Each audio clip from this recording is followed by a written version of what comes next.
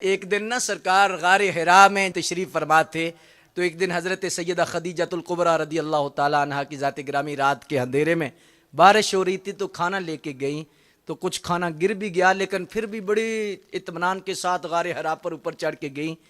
تو آگے سرکار تھے، تو حضرت جبریل امین پہلے آئے ہوئے تھے، تو حضرت جبریل امین جب سیدہ خدیجۃ الکبریٰ رضی اللہ تعالیٰ عنہا کو دیکھا تو سرکار سے عرض کی کہ حضور آج یہ جو عورت آ رہی ہیں، میں اسپیشل اس لیے آیا ہوں کہ رب فرما رہا ہے کہ اس بی بی کو ہمارا سلام۔ سرکار نے فرمایا اے خدیجہ، آج میرے رب کی طرف سے آپ کو سلام آیا ہے۔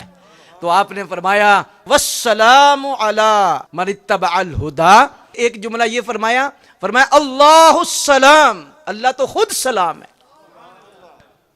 یہ نہیں فرمایا کہ میرا بھی رب کو سلام ہو، فرمایا وہ تو خود سلام ہے، اور اس پر سلام ہو جو قیامت تک اس سلام کو سنے۔ یہ سیدہ خدیجۃ الکبریٰ کا جملہ غار حرا کے اندر ہے، قیامت تک جو اس سلام کو سنے اس کو بھی میرا سلام ہو۔ تو یعنی آج جو آپ سلام سن رہے ہیں، سیدہ خدیجۃ الکبریٰ کا سلام بھی آپ تک پہنچ رہا۔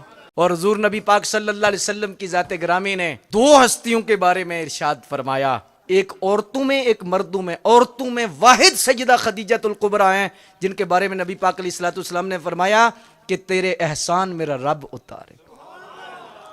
عورتوں میں مردوں میں حضرت سیدنا ابو بکر صدیق کے بارے میں یہ حدیث شریف قائد آتی ہے۔ تو اس اعتبار سے حضرت سیدہ خدیجۃ الکبریٰ رضی اللہ تعالی عنہا کی ذات گرامی، آپ ایسی ہستی ہیں کہ جو ان سے پیار کرتا ہے، اللہ بھی ان سے پیار کرتا ہے۔